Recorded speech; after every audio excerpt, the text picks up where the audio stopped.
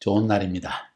성령님께서 오늘도 여러분의 심령 가운데 큰 은혜와 평강으로 함께하여 주시기를 주님의 이름으로 축복합니다. 오늘은 온전한 회복의 복음 15번째 주제의 두 번째 시간입니다. 지난 시간에 우리가 15번째 주제의 제목을 들었습니다. 우리가 성공적인 인생을 살기 위해서는 새로운 자아상을 가지고 나아가라. 새로운 사진틀을 만들어 놓고 매일 그것을 바라보아라. 그 사진틀 안에는 나의 자아상이 들어 있습니다. 다른 사람이 말하는 나의 자아상이 아니고 또 내 자신이 바라보는 나 자신의 자아상이 아니고 하나님이 나를 보시는 자아상. 예수 믿어서 영혼육이 완전히 회복된 나의 완전한 자아상의 모습을 매일 그리며 살아가는 것이 인생에 굉장히 중요하다는 것입니다. 왜 이 말씀을 드립니까? 많은 사람들이요, 자기에 대한 찌그러진 자아상을 가지고 있습니다. 혹은 잘못된 자아상을 가지고 있습니다. 옛날의 모습을 자꾸 생각하면서 사람들이 나를 인정하지 않는다. 나는 할 수 없다. 또 내 남편, 내 아내가 나를 이렇게 생각한다. 거기에 시달려 가지고 하나님이 여러분을 바라보시는 진정한 회복되어진 자아상을 보지 못하고 찌그러진 자아상, 옛날에 아직 구원받지 못할 때 예수 믿기 이전에 그 나의 모습을 자꾸 그림으로 말미암아 우리는 결국 실패하고 넘어지고 좌절하게 되는 것입니다. 아닙니다. 이제 예수 그리스도를 믿어서 구원받은 우리는 영혼육이 완전히 회복되어지고 하나님의 축복으로 들어가게 된, 그리고 영원한 생명을 얻게 된 하나님의 자녀로서의 온전한 자아상을 기억하고 살아가는 것이 굉장히 중요합니다. 우리의 자아상은 무엇입니까? 예수 믿기 전에는요, 죄인의 자아상이었습니다. 좌절했습니다. 절망했습니다. 평강이 없었습니다. 근데 예수 믿고 난 이후에 첫 번째 여러분이 맛본 것이 무엇입니까? 나도 알지 못하는 마음의 자유함이 막 기쁨이 솟아났습니다. 그렇죠? 뿐만 아니라 막 알지 못하는 눈물이 눈에서 막 쏟아지면서 회개했는데, 무엇을 위해 회개했는지 왜 그런지 알 수 없지만 마음이 시원한 걸 느꼈습니다. 왜 그런지 아십니까? 하나님이 여러분의 죄를 사하여 주셨기 때문입니다. 여러분 혼적으로는 인정하지 못하는데 내 안에 내 영이 그것을 느끼는 거예요. 그래서 막 말할 수 없는 희열이, 감격이, 기쁨이, 감사가 터져나오고, 노래를 못 부르고 찬양 못하던 사람이 막 입에서 찬양이 터져나오기 시작합니다. 그래서 어제 시편 23편 여러분 제가 읽어드렸죠. 여호와는 나의 목자시니 내게 부족함이 없으리로다. 그가 나를 푸른 풀밭에 누이시고 쉴만한 물가로 인도하시는도다 하면서 그 심령에 하나님에 대한 찬양의 고백이 터져나오는 것입니다. 왜 그런지 아십니까? 신분이 변화되었기 때문입니다. 이제는 내가 누군지 몰랐습니다. 어디에서 와서 어디로 가는지를 몰랐습니다. 그런데 예수 믿는 순간 내 안에서 영이 살아나고 내 혼이 이제는 영의 음성에 순종하며 살아갈 때의 참된 영적 기쁨을 맛보기 시작하고, 육신도 점점 건강해지고, 내가 주님의 뜻에 먼저 그의 나라와 의를 순종하며 살아가기 시작하니까 내 재정적인 삶에 있어도 하나님이 엄청난 축복을 부어주신 걸 맛보게 되는 것이지요. 그래서 끊임없는 찬양이 우리에게 흘러넘친다는 이야기를 드렸습니다. 그래서 한마디로 표현하면 자아상이 회복된 우리의 삶은 자유의 삶입니다. 그래서 어제 그 말씀도 드렸습니다. 요한복음 8장 32절 말씀을 드리면서 진리를 알지니 진리가 너희를 자유케 하리라. 또 35절에서는 아들이 너희를 자유케 하면, 예수 아들이 우리를 자유케 하면 너희가 참으로 자유하리라. 그러면서 무엇으로부터 자유하는 이야기를 말씀드렸습니다. 첫째는 탐심으로부터의 자유라고 했습니다. 물질에 대한 욕망, 부하려는 욕망이 가득 찬 사람은 결국 돈의 노예가 되어지는 거죠. 돈이 우상이 되어지는 겁니다. 자유하지 못합니다. 결국 하나님으로부터 떠나게 되어지든지 주의 음성을 듣지 못하고 점점 마귀에게 붙잡혀가지고 돈을 벌려는 생각이 내 머리를 24시간 붙들고 있다가 결국 그 인생은 돈의 노예가 되고 마는 것입니다. 하나님의 종이 아니고 불쌍한 것이지요. 그래서 우리는 예수 믿는 순간 먼저 그의 나라와 그의 의를 구하며 살아가면 이 모든 것을 더해 주시는 축복을 누린다는 것을 알게 되어지고, 그 깨달음이 우리를 자유케 하는 것입니다. 저는 여러분이 그런 자유를 누리게 되기를 바랍니다. 두 번째 어제 말씀드린 것은 무엇인가 하니 죄의 습관으로부터 우리를 자유케 하신다고 했습니다. 어떻게 그런 일이 일어납니까? 예수 믿기 전에는 죄의 종이었습니다. 죄인이라는 그 죄책감 때문에 갈등하고 또 인생에 아무리 노력해봐도 내 마음의 허무감을 채울 수가 없기 때문에 좌절하고 절망하는 인생이었는데 예수 믿는 순간 예수님이 십자가에서 피를 흘려 죽으심으로 말하면 내 죄가 완전히 사해졌다는 확신을 얻게 됩니다. 누가 이 확신을 주었습니까? 성령님이었습니다. 내 안에 들어오시는 성령님께서 내 안에 그 확신을 주심으로 말미암아 기쁨이 눈물이 감사의 눈물이 막 흘러나오는 것입니다. 그 성령님이 그 일만 행하고 떠나신 것이 아니라 죄사함만 주시고 떠난 것이 아니라 그 성령님이 내 안에 거하시면서 거주하시면서 내주하시면서 내 삶을 계속 바른 길로 축복의 길로 먼저 그의 나라와 의를 구하는 길로 내 삶을 인도해 주신다는 이야기도 들었습니다. 그리고 결국 우리의 마지막은 영원한 천국에 들어간다는 사실도 깨닫게 해 주었습니다. 그러니까 예수 안에 있는 우리는 이 새로운 자아상 때문에 엄청난 만족과 기쁨을 누리며 자유함을 누리며 살아갈 수 있는 것입니다. 그래서 이 예수 믿는 사람들의 자아상은 바로 죄의 습관으로부터 자유되어진 자아상을 매일 가지고 살아가고 있습니다. 여러분도 그렇게 되기를 주님의 이름으로 축복합니다. 자, 오늘은 세 번째, 네 번째 부분입니다. 무엇으로부터 자유인가? 여러분 알아야 됩니다. 여러분은 자유자입니다. 우리 옆 사람에게 얘기합시다. 당신과 나는 자유자입니다. 그렇습니다. 무엇으로부터 자유입니까? 삶의 두려움과 공포로부터의 자유입니다. 성경은 말하기를요, 말세에 고통하는 때가 이른다고 했습니다. 왜 고통스럽습니까? 정말 여러분 주위를 돌아보십시오. 불안합니다. 두렵습니다. 무슨 일이 일어날지 모릅니다. 그런데 예수 믿는 사람은 마음이 편안합니다. 내 주위를 바라보면 믿고 신뢰할 사람도 없어질 정도입니다. 언제 같이 살다가 헤어질지 모르는 사람인 경우가 많이 있습니다. 그 정도로 인간은 악화해졌다는 것입니다. 그래서 말세는 고통하는 때라고 디모데후서 3장 1절은 우리에게 이야기합니다. 누가 이 불안과 고통에서 벗어날 수 있을까요? 바로 예수 믿어서 하나님을 나의 아버지로, 나의 영원한 아버지, 나의 전능하신 아버지, 나의 모든 것을 아시는 아버지, 내 삶을 완벽하게 인도할 수 있는 아버지를 모시고 살아가는 성도인 것입니다. 왜 그렇게 말할 수 있습니까?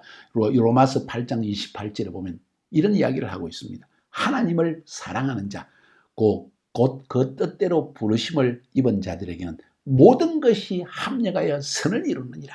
하나님께서 나의 실수까지도, 나의 부족함조차도 미리 알고 계시고 그 모든 것을 합력하여 선을 이루어 주신다. 그 말은 모든 것이 나에게 유익되게 해주신다는 그런 이야기입니다. 그런 아버지를 모시고 살아가기 때문에 말세에 어떤 고통이 다가올지라도, 어떤 외로움과 어려움과 모든 공격이 다가올지라도 우리는 참으로 자유하며 이 두려움과 이 공포에서 벗어난 인생을 살 수 있는 것입니다. 그래서 우리는 이렇게 외칠 수가 있습니다. 누가 우리를 그리스도의 사랑에서 끊으리요? 환난이나 곤고나 핍박이나 기근이나 적신이나 위험이나 칼이랴. 아무도 우리를 끊어낼 수 없다. 아무도 그 그리스도의 사랑 안에서 우리를 끊어낼 자가 없다. 결국 살펴보면요, 예수 믿는 사람들의 삶이라는 것은 믿음의 삶이라는 걸 볼 수 있습니다. 우리는 눈으로 보는 것을 따라 살지 않고 우리가 믿음으로 사는 것입니다. 할렐루야. 믿음으로 행하는 것입니다. 어떤 믿음입니까? 하나님이 말씀 가운데 약속하신 것을 붙들고 믿음으로 살아가는 것입니다. 아멘입니까? 그렇게 승리하시기를 바랍니다. 네 번째로 우리는 무엇으로부터의 자유입니까? 그것은 바로 죽음으로부터의 자유입니다. 세 번째 부분은 불안과 공포, 일상에 살면서 앞으로 어떻게 될까? 이런 공격과 이런 어려움이 다가오는데 굶어 죽으면 어떨까? 많은 고통이 있습니다. 한 젊은 청년이 저에게 연락을 했습니다. 제가 이런 어려운 상황에 있습니다. 이제 먹고 살 돈은 얼마 남지 않았습니다. 이제는 며칠만 있으면 저는 끝입니다. 손에 있는 돈이 다 떨어졌습니다. 이제는 버스도 탈 돈이 없어 걸어 다녀야 됩니다. 제가 이야기했습니다. 하나님께서 너를 사랑하신다는 것을 믿느냐? 하나님은 자기의 사랑하는 자를 비록 연단시키고 훈련시킬 수는 있을지언정 굶겨 죽이지는 아니하신다. 우리를 더 강하게 하기 위한 하나님의 훈련의 방법이다. 여러분, 그래서 진짜 예수 믿고 거듭난 사람은 그 마음속에 있는 불안과 공포에서 완전히 자유하게 되어지고, 오히려 어려움이 닥칠수록 주님을 더 강하게 의지해서 심령이 강한, 자아성이 더 강한 사람 되어집니다. 말씀을 통하여서. 기도할 때마다 성령님이 주시는 음성을 들을 수 있고, 말씀을 읽을 때마다 내게 주시는 하나님의 음성을 듣고 결국은 승리하는 인생을 살아가게 되는 것입니다. 할렐루야. 자, 세 번째 부분을 또 강조했네요. 네 번째 부분은 그리스도 안에서 자아성이 확립된 사람은 어떤 자유를 누리는가? 죽음으로부터의 자유를 누리는 인생을 살 수가 있습니다. 여러분, 일상에서 죽음의 공포에서 벗어날 사람이 과연 얼마나 될까요? 없을 것입니다. 예수 믿는 사람의 가장 특징적인 것은 내가 죽어도 산다는 것입니다. 내가 오늘 죽어도 내일 산다는 것입니다. 그것이 바로 예수님께서 죽은 나사로를 살리시고 그 두 여동생 마르다와 마리아에게 한 이야기가 이것입니다. 요한복음 11장 25절 26절에 나는 부활이요 생명이니 나를 믿는 자는 죽어도 살겠고 무릇 살아서 나를 믿는 자는 영원히 죽지 아니하리니 이것을 네가 믿느냐? 나는 부활이고 생명이다. 나는 영원한 생명이다. 나를 믿는 자는 죽어도 다시 부활한다. 살아서 나를 믿는 사람, 지금 살아서 나를 믿는 사람은 영원히 죽지 않는다. 이 말은 그 영이 하나님 안에서 영원한 생명을 누리며 살게 된다는 것입니다. 이 땅에서부터. 그리고 영원한 생명을 영원한 천국에서도 그렇게 산다는 것입니다. 요한복음 14장 1절 2절에서도 너희는 마음에 근심하지 말라. 하나님을 믿으니 또 나를 믿으라. 내 아버지 집에 거할 곳이 많도다. 영원한 아버지의 천국에 우리가 살 곳이 많이 있다.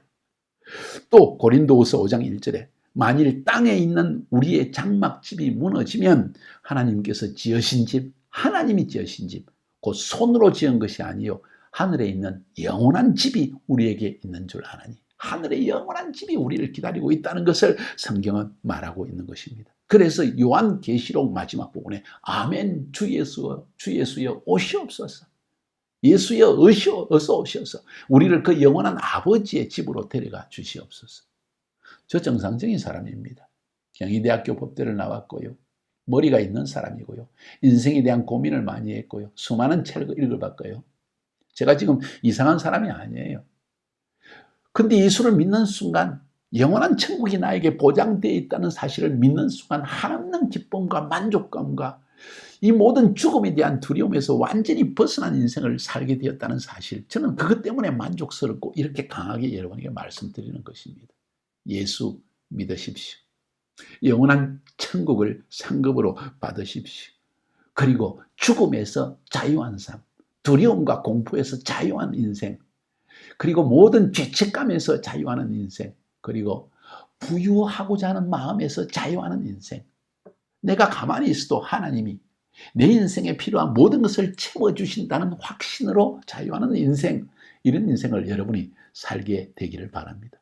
이것이 바로 자아상을 예수 그리스도 안에서 새로운 자아상을 가진 사람의 삶의 모습이라는 것을 우리에게 말해주고 있습니다. 이해가 되시죠? 이제 또 하나 새로운 부분으로 들어가서 메시지를 마치려고 합니다. 이런 새로운 자아상을 가진 성도들에게 반드시 있어야 할 것들이 있습니다.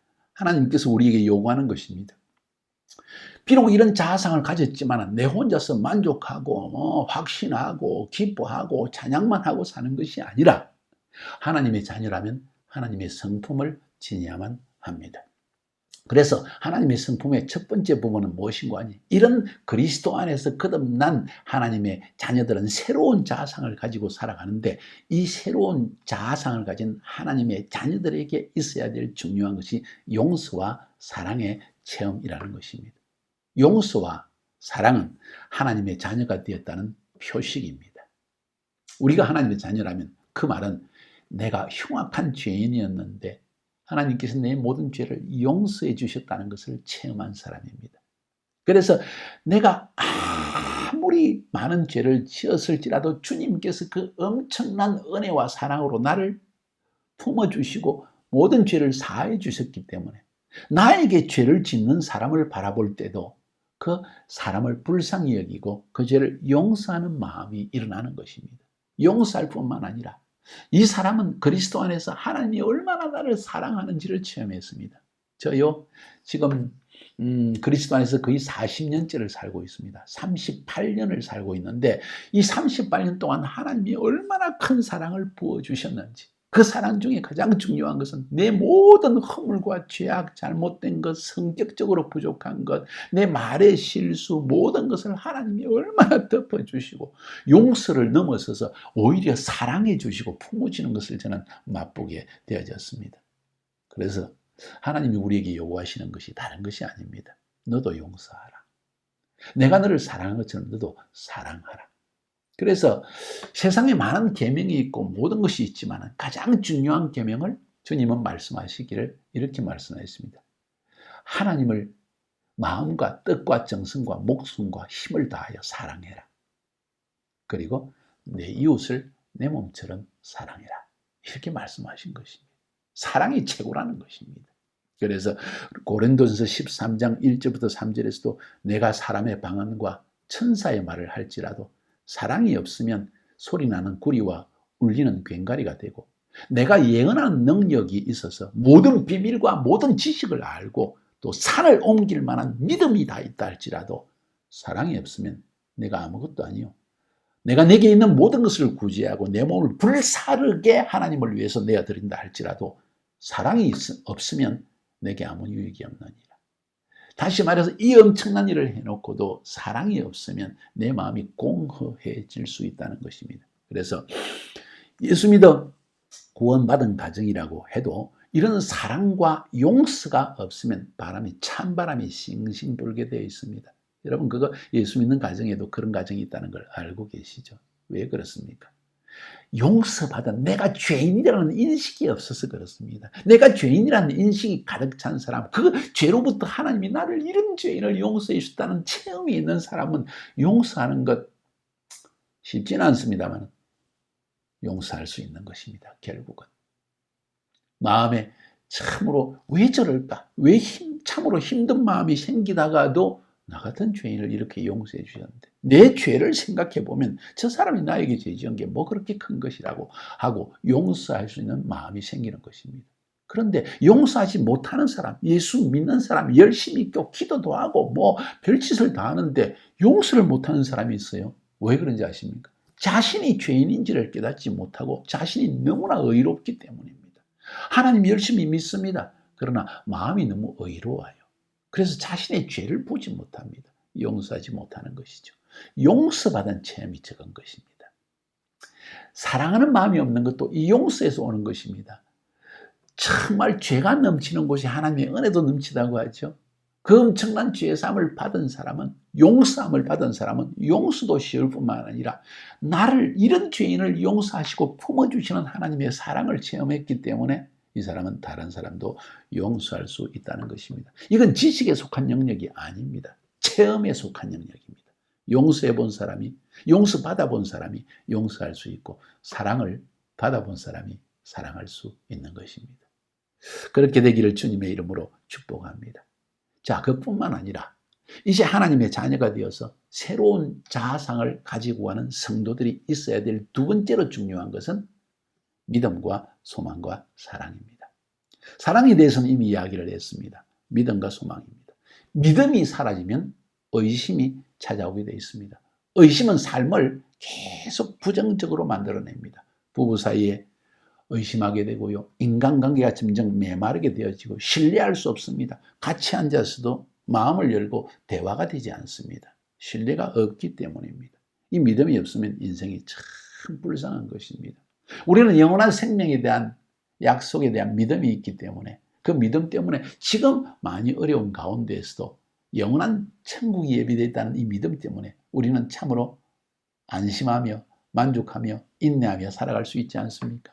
고린도전서 15장 19절에 만일 그리스도 안에서 우리의 바라는 것이 다만 금생뿐이면, 이 세상뿐이면 모든 사람 가운데 우리가 더욱 불쌍한 자라. 왜냐하면 주를 위해 섬기죠, 11조 하죠, 남들이 잠 풀풀 잘 때 주일 예배 드리러 가죠. 왜 그런 짓을 하겠습니까? 왜냐하면 우리가 믿음이 있기 때문입니다. 영원한 천국에 가는 하나님의 자녀라는 정체성을 계속 지니기 위해서 우리는 예배에 참석하고 살아가게 되는 것입니다. 소망에 대한 얘기를 할까요?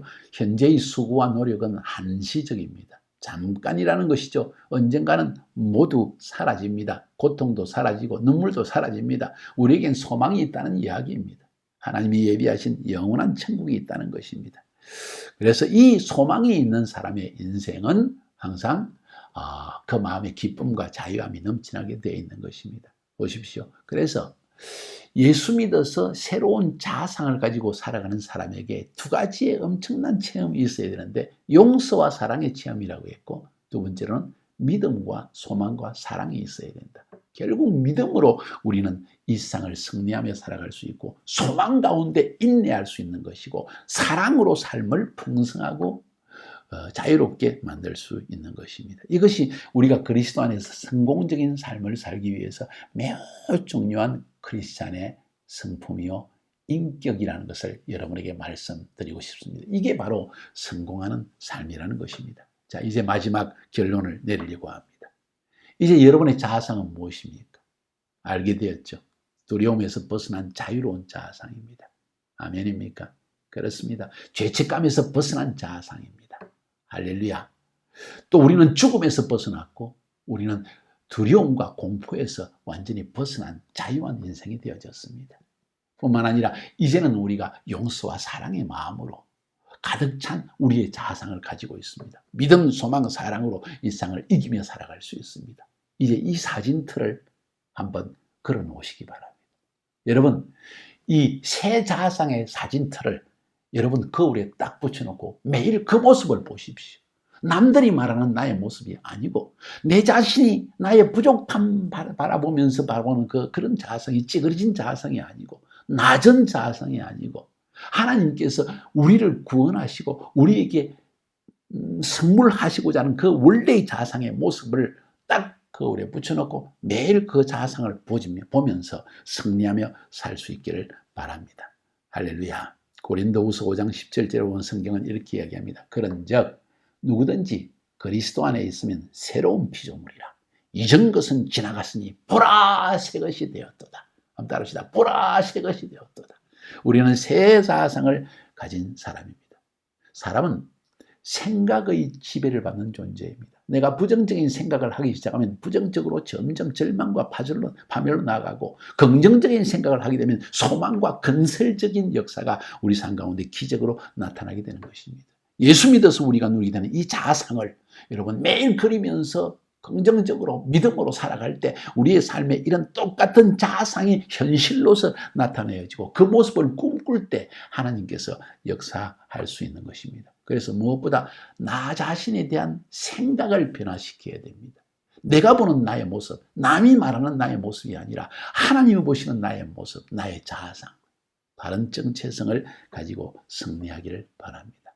마지막으로 저는 이런 말씀으로 마치려고 합니다. 풀어놓아 다니게 하라. 다시 풀어놓아 다니게 하라. 서로 이야기합시다. 풀어놓아 다니게 하라.